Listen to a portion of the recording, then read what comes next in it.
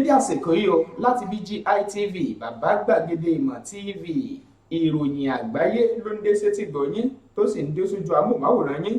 Olúwatóbilọ́ba Fásùgbà ló ń kàròyìn ṣáájú ẹ̀gbọ́n àkókò tó wà níròyìn náà. Iléeṣẹ́ ààrẹ ti rọ àjọ sẹ̀ráàpù láti lọ dámi lákaná kí wọ́n sì jáwọ́ lápọ̀ tí ó yọ. Wike ó ti bẹ̀rẹ̀ sí rọ àwọn orílẹ̀-èdè Nàìjíríà wípé kí wọ́n rí kẹ̀kẹ́ lórí ààrẹ Muhammadu Buhari kó lè tọwọ́ bọ àbá ètò ìdìbò tuntun eléyìí tó wà nílẹ̀. Tinubu ti bẹ̀rẹ̀ sí ké gbàjarè sóde fọhùn pé kí àwọn èèyàn fún òun láàyè láti darí ilẹ̀ Nàìjíríà kí wọ́n sì rí ọ̀tun. Àwọn ènìyàn kan ṣe ìfẹ̀hónúhàn nílùú Ìbàdàn tí wọ́n sì ń ké sóde pé kí wọ́n tú olóyè Sunday Adéyẹmọ Sunday Ìgbòho sílẹ̀. Ilé ẹjọ́ ó sún ìgbẹ́jọ́ Nnamdi Kanu síwájú.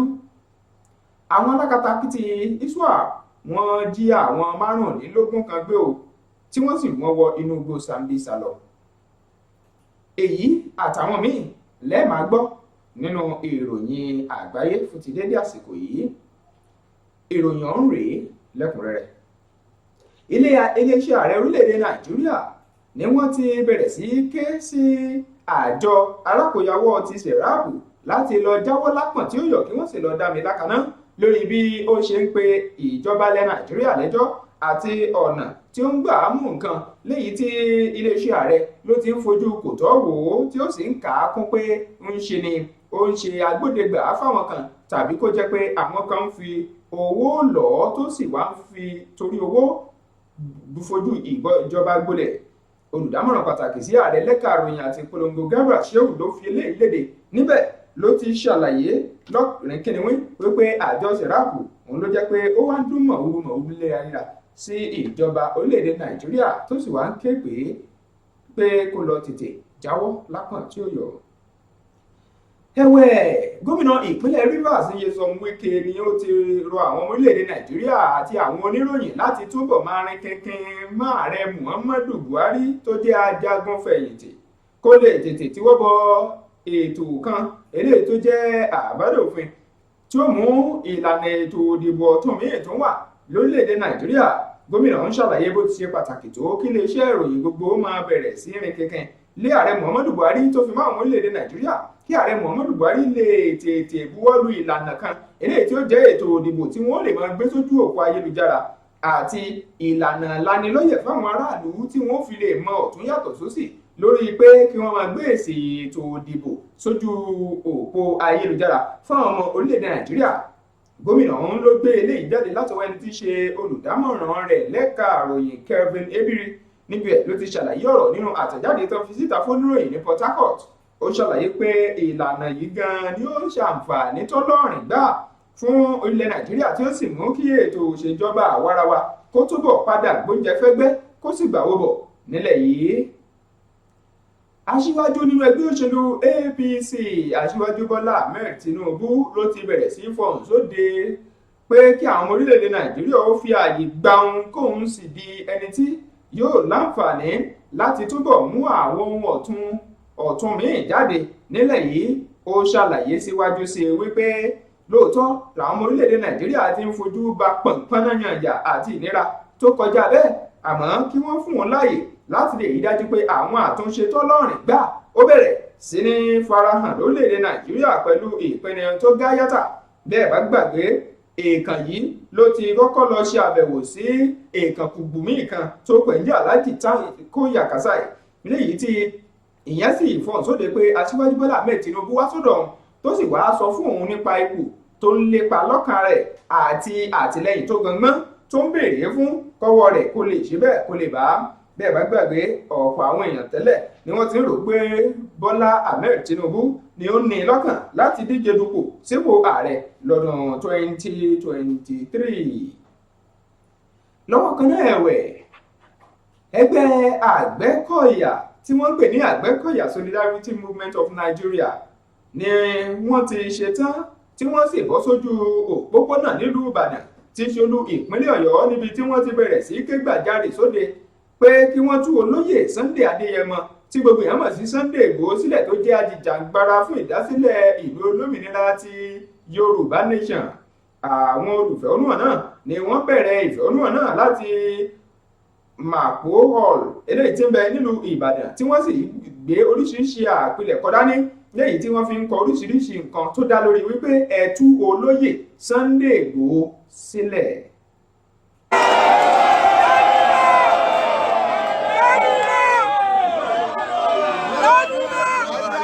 Asọ̀pẹ́ jáde lẹ́nìí wọ́n ní àwọn ọlọ́pàá àbáwọn kiri kan ní wọn gbọ́dọ̀ jáde àgbọ̀dọ̀ bí wọ́n gbọ́dọ̀ jáde tá a lápàdé mo sí ẹni tó lè kojú kìnìún nínú igbó.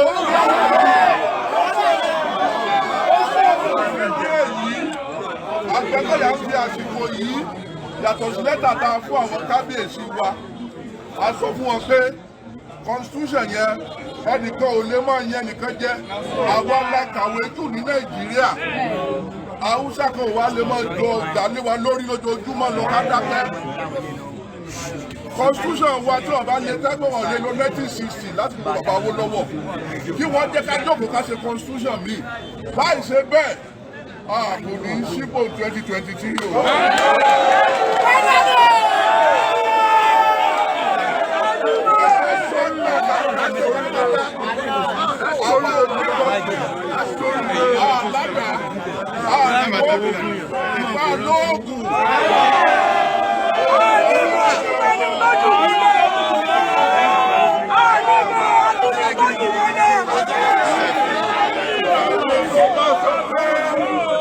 Ẹni tó bá níbò ní Ṣàgbékọ̀yà yóò jẹ́ ilé ìṣù ẹni. Àgbẹ̀ òjagun lójú mi rí o. Àgbẹ̀ òjagun lójú mi rí o. Bàbá àdé òye. Bàbá àdé òye. Lọ́mọdà o. Lọ́mọdà o. Lójú orí. Lọ́mọdà o. Lójú orí o. Lọ́mọdà o. Lójú orí o. Bàbá àdé òye. Bàbá àdé òye. Lọ́mọdà o.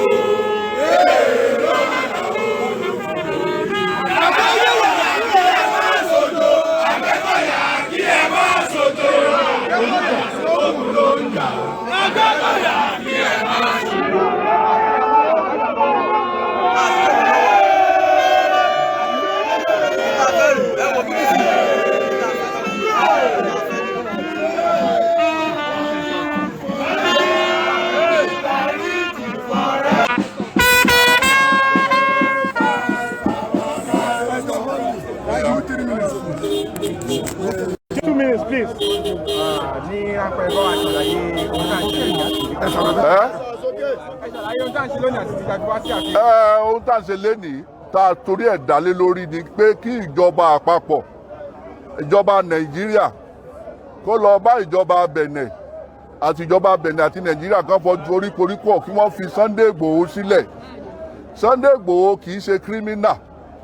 Sunday Igboho kì í ṣàpànìyàn. Sunday Igboho kì í ṣe kidnapper.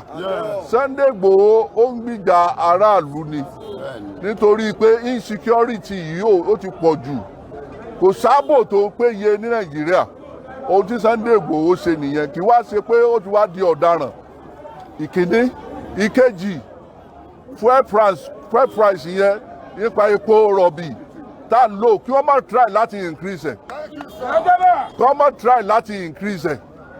Kí wọ́n má try láti increase fuel price. Ìkẹta kidnapper kí kálukú sá lọ Àgbẹ̀kọ̀yà ti jáde. Kí gbogbo kidnapper sá lọ ráúrá báyìí. Gbogbo South West gbogbo ohun tó bá gbà la máa fún gbogbo wọn báyìí. Lọ́wọ́ kan náà lónìí ni adájọ́ Binta Nyako tiléẹjọ́ gíga ìjọba àpapọ̀ tó fìdí kalẹ̀ sílùú Àbújá sún ìgbẹ́jọ́ ẹni tó jẹ́ adarí ikọ̀ tí ń pè fún ìlú olómìnira ti Biafra tá a mọ̀ sí IPOB ìyẹn Mazi Nnamdi Kanu síwájú sí ọjọ́ 18 oṣù kínní ọdún tó ń bọ̀. Eléyìí ni ó wáyé lẹ́yìn tó di wípé ẹni tó jẹ́ agbẹjọ́rò Kanu ti bẹ̀rẹ̀ sí rawọ́ rasẹ̀ láti ṣe èyí ìyẹn ni tí í ṣe ń fi ayé Èjìọ̀fọ̀. Eléyìí tí ilé ẹjọ́ tó sì padà gbá wọlé adájọ́ Binta Nyako ló ti wá pàṣẹ báyìí fún ẹ̀ka iléeṣẹ́ ọlọ́pàá DSS kí wọ́n fààyè gba Mazi Nnamdi Kanu kó lè bẹ̀rẹ̀ sí máa ṣàmúlò ìgbàgbọ́ rẹ̀ tó fi mọ́ pípààrọ̀ aṣọ rẹ̀ ní àtìmọ́lé tó wà. Bẹ́ẹ̀ ni wọn ò gbọ́dọ̀ mú kí ayé ó túbọ̀ nira fún un mọ́ tó bíi ti tẹ́lẹ̀ pẹ̀lú bí ó ti wà ní àkólò wọn síbẹ̀, léyìí tí ìgbẹ́jọ́ rẹ̀ tó sì ń sún sí ọwọ́ wájú. Kò dín ní èèyàn márùndínlógún tí àwọn tí wọ́n jẹ́ alákatakítí ISWAP tí wọ́n jí kó, léyìí tí wọ́n sì rù wọ́n lọ lóní kẹ̀tíkẹ̀tí sínú igbó Sambisa nípínlẹ̀ Borno. Èyí gan ni wọ́n fi sóde látọwọ́ ẹnìkan tó jẹ́ elétò ààbò àmọ́ tí kò fowókọ ẹ̀ sóde ló ṣàlàyé pé eléyìí wáyé gan níjọba ìbílẹ̀ Damboa ní ìpínlẹ̀ Borno. Àwọn tí wọ́n jí kó ọ̀hún ló jẹ́ òṣìṣẹ́ àjọ kan tí kò rọ̀gbọ̀kú léjọba, eléyìí tí wọ́n sì kó wọn kẹ̀tíkẹ̀tí nígbà tí wọ́n rìnrìn àjò wọn kúrò láti abúlé Damba tí wọ́n sì ń lọ sí Adamawa, léyìí tó sì padà wáyé. Èyí ló wá farahàn pé ńṣe ni àwọn agbésùnmọ̀mí ọ̀hún jí wọn kó lóní kẹ̀tíkẹ̀tí tí wọ́n sì wù wọ́n wọ inú igbó Sambisa lọ ní tìpátìkúùkù. Iléeṣẹ́ ọmọ ológun orílẹ̀ ti Nàìjíríà ló jẹ́ pé wọ́n jọ wọ̀jàkadì pẹ̀lú àwọn agbésùnmọ̀mí ISWAP ní ìpínlẹ̀ Yobe lágbègbè kan bẹ̀ níbi tí wọ́n ti bẹ̀rẹ̀ sí jọ mú nǹkan sílẹ̀. Agbẹnusọ fún iléeṣẹ́ ọmọ ológun ẹni tí í ṣe Onyeka Nwachukwu òun ló ṣàlàyé lè nínú àtẹ̀jáde kan tí ó fi sóde wípé ń ṣe ni àwọn agbésùnmọ̀mí àti àwọn ọmọ ológun jọ bẹ̀rẹ̀ sí fà á lójú méjèèjì, léyìí tó jẹ́ pé kò sí kankan nínú àwọn ọmọ ológun tó fara gbá, àmọ́ ń ṣe ni àwọn agbésùnmọ̀mí fara káásá ní tiwọn. Àtẹ̀jáde ọ̀hún ni wọ́n ti ṣàlàyé lẹ́kùnrẹ́rẹ́ àwọn ipò tí nǹkan bá dúró dúró lásìkò náà àti wọ́n ṣe gba àwọn nǹkan kan padà kúrò lọ́wọ́ àwọn tí wọ́n jẹ́ agbésùnmọ̀mí náà. Ìròyìn ilẹ̀ òkèèrè. Mínísítà tó ń rí sétò ìlera nílẹ̀ Canada Jean-Yves Duclos òun ló ti ṣàlàyé wípé ẹ wò ó àwọn ti fòfin de àwọn kan tí wọ́n bá ń wọlé bọ̀ báyìí láti orílẹ̀-èdè Nàìjíríà kí wọ́n má lè wọlé. Ìjọba ilẹ̀ Canada òun ló gbé ìgbésẹ̀ léyìí tí ó ti kọ́kọ́ jẹ́ ìjíròrò wọn ṣáájú ní ọ̀sẹ̀ tó kọjá, léyìí tí wọ́n ti dárúkọ àwọn orílẹ̀-èdè kan nílẹ̀ adúláwọ̀ tí wọ́n ti ń fojú sùn pé ó ṣeéṣe kí wọ́n tún fi òfin dè. Ààrẹ orílẹ̀-èdè náà ní Malawi, orílẹ̀-èdè Egypt àti orílẹ̀-èdè Nàìjíríà, léyìí tí ó ti wá padà dohun tí wọ́n sì ti fòfin dè Nàìjíríà báyìí láti máa wọ ilẹ̀ Canada lásìkò tá a wà yìí. Douglas òun ló ṣàlàyé sí pé èyí ò ṣẹ̀yìn ìṣẹ̀lẹ̀rú tuntun míì tó jẹ́ ti Omicron nínú àjàkálẹ̀ àrùn ti COVID-19 eléyìí tí wọ́n ní wọ́n ṣẹ̀ṣẹ̀ ṣàwárí lórílẹ̀‐èdè Nàìjíríà lẹ́yìn ìgbà tí àjọ tí ń gbìyànjú àti yí àrùn lágbòdà sí nátàmù sí NCDC tí wọ́n ṣàfihàn rẹ̀ síta. Wọ́n ṣàlàyé pé yálà àwọn tó ń wọlé bọ̀ lo abẹ́rẹ́ COVID-19 tàbí wọn ò lo abẹ́rẹ́ COVID-19 yẹn fáwọn orílẹ̀‐èdè míì tọ́rọ̀ kàn yàtọ̀ sórílẹ̀‐èdè Amẹ́ríkà ni wọ́n rí dájú pé wọ́n ń ṣàyẹ̀wò wọn lẹ́ẹ̀kan sí kó tó di pé wọ́n gbà wọlé tán yanyan.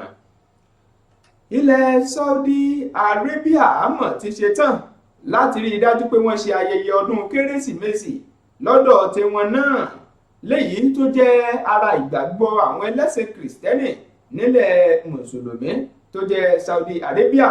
Èyí ló ń farahàn fúngbà àkọ́kọ́ tó sì wá ń jẹ́ ìyàlẹ́nu ńlá fáwọn tí wọ́n jẹ́ ènìyàn ilẹ̀ náà tọ́pọ̀lọpọ̀ tí ẹ̀ ń wò nínú amóhùnmáwòrán yẹn ń ṣàfihàn bí ọ̀rọ̀ ti rí lára wọn àti ìyàlẹ́nu ńláńlá eléyìí tó dé bá wọn ní ilẹ̀ Saudi Arabia látọwọ́ ìṣèjọba wọn bẹ̀.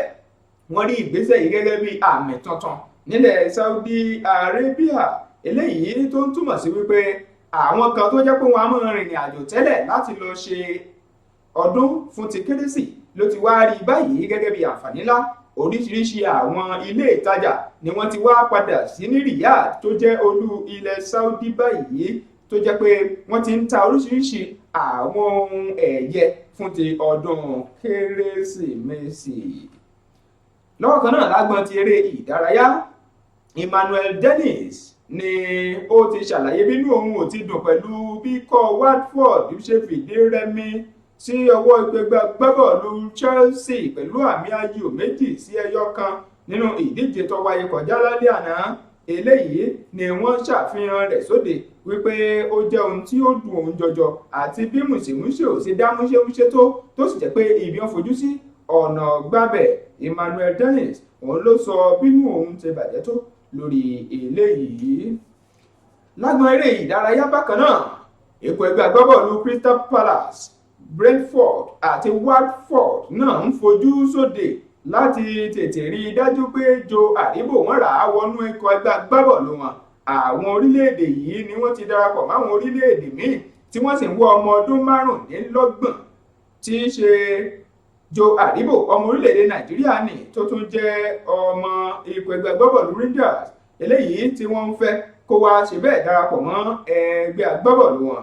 Ọmọkùnrin tó ń pè ní Aribo yìí ni ó ti wọ inú ikọ̀ Rangers ní ọdún 2019 tó sì ń dá múṣemúṣe rẹ̀ tó wá ń dá múṣemúṣe síwájú sí i. Ó ti farahàn nígbà mẹ́rìndínlọ́gọ́fà báyìí tí ó sì ti mì àwọn nígbà mọ́kànlélógún nínú àwọn ìdíje eléyìí tó ti gbá fún ikọ̀ ẹgbẹ́ agbábọ́ọ̀lù rẹ̀. Eléyìí ló mú kí ọ̀pọ̀ àwọn ẹgbẹ́ agbábọ́ọ̀lù kan bẹ̀rẹ̀ sí fojú sí i lára kí wọ́n sì máa wò ó gẹ́gẹ́ bí ìràwọ̀ ńlá tí wọ́n fẹ́ rà wọnú ikọ̀ ẹgbẹ́ agbábọ́ọ̀lù wọn. Èyí lópin ìròyìn àgbáyé fún ti dédé àsìkò yìí. Àmọ́ kí n tó máa lọ ẹ̀gbọ́n àwọn kókó inú ẹ̀ lẹ́ẹ̀kan sí i. Mo kà á fún yín wípé iléeṣẹ́ ààrẹ ilẹ̀ Nàìjíríà ti nawọ́ sí àjọ sẹ̀ráàpù tí wọ́n sì ń sọ fún wọn pé ẹ lọ jáwọ́ lápọ̀n tí ó yọ kẹ́ẹ̀sì lọ dá mi lákàná. Ẹ tún rí gbọ́ wípé Wike ti ké sáwọn oníròyìn àtàwọn ọmọ ilẹ̀ Nàìjíríà láti rin kinkin lé ààrẹ Muhammadu Buhari lórí kó lè buwọ́ lu àbádòfin eléyìí tí ó ní í ṣe pẹ̀lú bí máa fi èsì ètò òdìbò sójú òpó ayélujára. Lọ́wọ́ kan náà ẹ tún rí gbọ́ wípé Tinubu ń kégbe tantan sóde wípé kí àwọn èèyàn ṣàtìlẹ́yìn fóun kan fóun láàyè kóun lè di adarí ńlẹ̀ yìí kóun sì mú àwọn àyípadà kan wá lẹ́yìn ìgbà tó mọ̀ pé ìnira ó pìnira àwọn ọmọ ilẹ̀ Nàìjíríà. Lọ́wọ́ kan náà ó ní àwọn ẹgbẹ́ Àgbẹ̀kọ̀yà ṣèfẹ̀hónúhàn nílùú Ìbàdàn tí wọ́n sì ń pè fún ìtúsílẹ̀ olóyè Sunday Adéyẹmọ táwọn èèyàn mọ̀ sí Sunday Ìgbòho. Lọ́wọ́ kan náà ilé ẹjọ́ ó ti sún ìgbẹ́jọ́ Mazi Nnamdi Kanu sí oṣù kínní ọdún tó ń bọ̀. Àwọn alákatakí tí agbésùmọ̀mí ISWAP jí àwọn márùndínlógún gbé o tí wọ́n jẹ́ òṣìṣẹ́ nínú àjọ kan tí ọ̀rọ̀ gbọ̀kú léjọba ní ìpínlẹ̀ Borno tí wọ́n sì rú wọn wọnú igbó Sambisa lọ tìpátìkúkù. Lọ́wọ́ kan náà ni ẹ̀tún rí gbọ́ wípé ń ṣe ni àwọn tí wọ́n jẹ́ agbésùmọ̀mí fara káásá lásìkò tí àwọn agbésùmọ̀mí àti ikọ̀ ọmọ ológun tí wọ́n ń wákò ní agbègbè kan ní Yobe lórí àjàkálẹ̀ àrùn Omicron. Canada ó ti fòfin de orílẹ̀-èdè Nàìjíríà kó má lè wọlé wá lẹ́yìn ìgbà tí àjọ NCDC tí wọ́n kéde pé wọ́n ti ṣàkọọ́lẹ̀ ìṣẹ̀lẹ̀rú míì nínú àjàkálẹ̀ àrùn COVID-19 ilẹ̀ Nàìjíríà. Ilẹ̀ Saudi Arabia ni mo tún jẹ́ kẹ́ ẹ mọ̀ wípé wọ́n ti ṣe tán bùà yìí láti rí dájú pé wọ́n ṣe ọdún Kérésìmesì pẹ̀lú ọ̀tun fúngbà àkọ́kọ́. Ẹ tún rí gbọ́ wípé Emmanuel Dennis náà ni ó ti ṣàlàyé bínú òun ti dùn lẹ́yìn ìgbà tó di pé ẹgbẹ́ bọ́ọ̀lù Watford wọ́n fìdí rẹmi sọ́wọ́ ẹgbẹ́ bọ́ọ̀lù Chelsea. Mo tún fi tó yín létí wípé ẹgbẹ́ bọ́ọ̀lù Crystal Palace, Brentford àti Watford náà ń fojú sóde láti ra ìràwọ̀ agbábọ́ọ̀lù ní Joe Aribo tó jọ ọmọ orílẹ̀-èdè Nàìjíríà. Ẹ má gbàgbé o lójú òpó YouTube wa ẹ tẹ Bàbá Gbàgede Ìmọ̀ TV ẹ subscribe kẹ like kẹ dẹ̀ tún share ẹ̀ lórí Facebook ẹ tẹ Gbàgede Ìmọ̀ with Aláwìyé Adébáyọ̀ lórí ti Instagram ẹ tẹ Gbàgede Ìmọ̀ _22 ẹ̀rọ ìbánisọ̀rọ̀ ṣàlẹ̀ ẹlẹ́fìkàn sí yàrá àpolongo ọjà wa. Kò ní jù báyìí lọ, Olúwatóbilọ́ba Fásùgbà lọ́kàròyìn. Ẹ ṣeun o tẹ̀ ń tẹ̀tí tẹ̀sí ń wò wá.